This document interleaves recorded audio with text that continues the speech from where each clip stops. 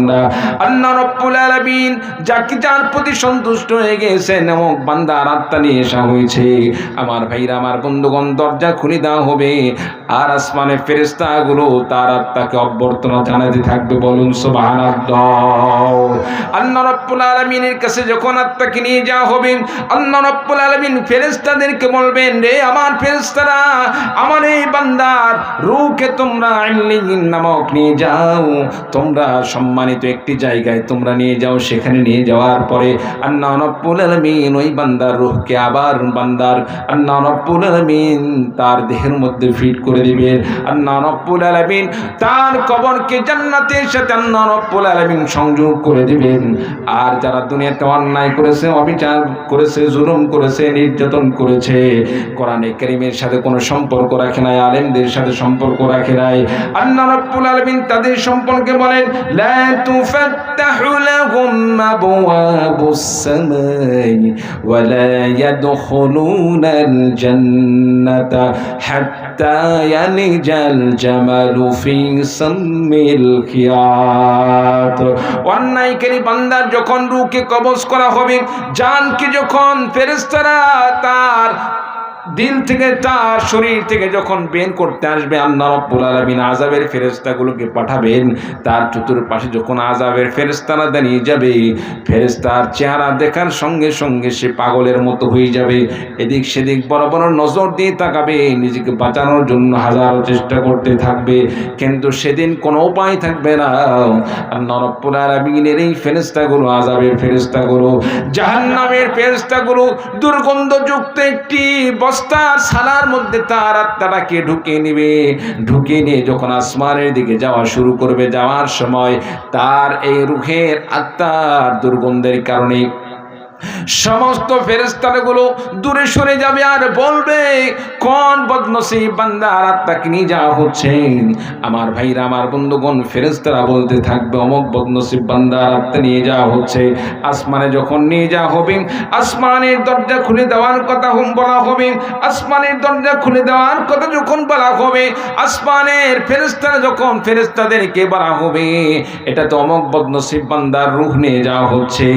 আমার ভাইরা, আমার বন্ধুগণ, কোরআনে কারীমের মধ্যে বলা হয়, লা তুফাত্তাহু লাহুম আবওয়াবুস সামাই, আসমানের দরজা এই বদনসিব গুনাহগারদের জন্য, তাদের জন্য আসমানের দরজা খোলা হবে না।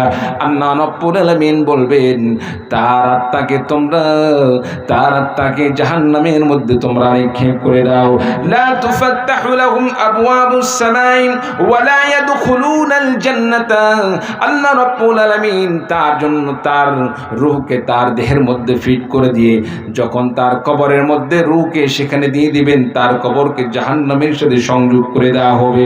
এমনকি আল্লাহ রাব্বুল আলামিন বললেন, শুধু তাই নয়, লা তুফাত্তাহু লাহুম আবওয়াবুস সামাই, আসমানের দরজা তো খোলা হবেই না। শুধু তাই নয়, সাথে সাথে আল্লাহ রাব্বুল আলামিন বলেন, ওয়ালা ইয়াদখুলুনাল জান্নাতা হাত্তা ইয়ালিজাল জামালু ফি সাম্মিল খিয়াত। তার জন্য তো আসমানের দরজা খোলা হবেই না। সাথে সাথে আল্লাহ রাব্বুল আলামিন বলেন, তাদের জান্নাতে যাওয়া কেমন দুষ্কর বিষয়, জান্নাতে তারা যেতে পারবেই না, তাদের জান্নাতে যাওয়া, প্রবেশ করাটা কেমন আশ্চর্যকর বিষয় হবে, কেমন বড় দুষ্কর বিষয় হবে। আল্লাহ রাব্বুল আলামিন ঘোষণা দিয়ে বলেন, একটি সূচের ছিদ্র, আপনার আমার বাড়িতে মা বোনেরা সুই দিয়ে যে খাতা সেলাই করে, এই সূচের যেমন ছিদ্র আছে, এই সূচের ছিদ্র দিয়ে যদি আপনি আমি একটা উট প্রবেশ করাইতে চাই, উটকে সূচের ছিদ্র দিয়ে কি প্রবেশ করানো সম্ভব হবে? আপনার আমার বাড়িতে মা বোনেরা সুই দিয়ে, বাংলা ভাষা আমাদের নওগাঁর ভাষা যে সুই দিয়ে যে কাঁথা সেলাই করে, লেপ সেলাই করে, এই সুইয়ের ছিদ্র দিয়ে কি কোনোদিন উট প্রবেশ করানো যাবে? উট তো দূরের কথা, সুতায় যদি আপনার ছিদ্রের চাইতে একটু মোটা হয়, সুতায় আমরা অনেক সময় প্রবেশ করাইতে পারি না, আর তো উট পরের কথা। উট তো হাজারো কোটি বার এই ছিদ্রের সমপরিমাণকে যদি গুণ করা হয়, তারপরেও একটা উটের সমপরিমাণ হবে না। চিল্লা বলুন ঠিক না?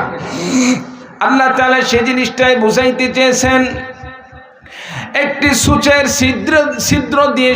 ছিদ্র দিয়ে একটি উট প্রবেশ করা যেমন অসম্ভব বিষয়, এর চাইতে এই সমস্ত কাফির মুশরিকরা জান্নাতে প্রবেশ করা এর চাইতে বড় অসম্ভব বিষয়। বলুন নাউযুবিল্লাহ। এজন্য আমার ভাইরা, আমার বন্ধুগণ, আপনাকে আমাকে সজাগ থাকতে হবে, সচেতন থাকতে হবে, গুনাহ থেকে আপনাকে আমাকে মুক্ত থাকতে হবে। কোরআনের সাথে কোনো প্রকার খারাপ আচরণ নয়, কোরআনওয়ালাদের সাথে কোনো খারাপ আচরণ নয়, কোরআনওয়ালাদের সাথে কোনো প্রকার খারাপ আচরণ নয়, আলেমদের সাথে খারাপ আচরণ নয়।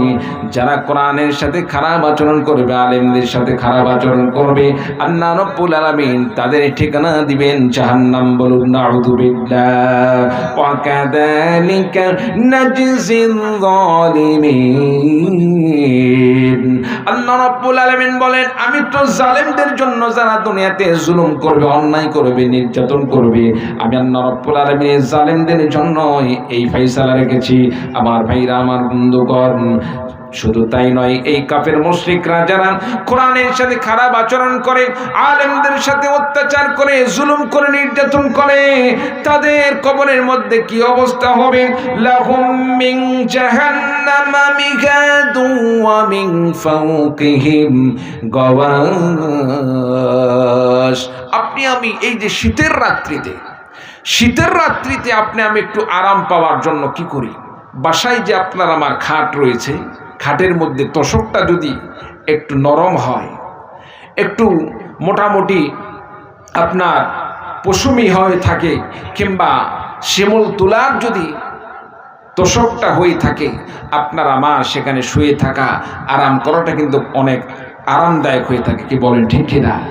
এই যারা কোরআন বিরোধী, আলেম বিদ্বেষী, আলেমদের প্রতি নির্যাতন করে, জুলুম করে, আল্লাহ পাক তাদের বিছানা, তাদের জন্য যে বিছানার ব্যবস্থা করে রেখেছেন, বিছানা কেমন হবে? লাহুম মিন জাহান্নামা মিহাদ। মিহাদ মানে হচ্ছে খাট। বিছানা, তাদের জন্য যে বিছানা হবে, এই বিছানাটা হবে জাহান্নামের। বলুন নাউযুবিল্লাহ। ওয়া মিন ফাওকিহিম গাওয়াশ। শুধু বিছানাই নয়, বাড়িতে আপনি আমি যখন ঘুমাই, ঘুমটা আরামের হওয়ার জন্য আপনি আমি গায়ের উপর কিন্তু গরমের দিনে একটি হালকা কাঁথা বিছিয়ে দেই। কি বলেন ঠিক কিনা? অনেক ভাই আছে গায়ে কোনো কাপড় না দিলে ঘুম ধরে না, খালি গায়ে ঘুম আসে না, আসে না নাই? আর শীতের রাত্রি তো প্রশ্নই আসে না। শীতের রাত্রিতে কাঁথা নয়, বরং গরম লাগানোর জন্য, উষুম পাওয়ার জন্য আপনাকে আমাকে লেপ ব্যবহার করতে হয়, কম্বল ব্যবহার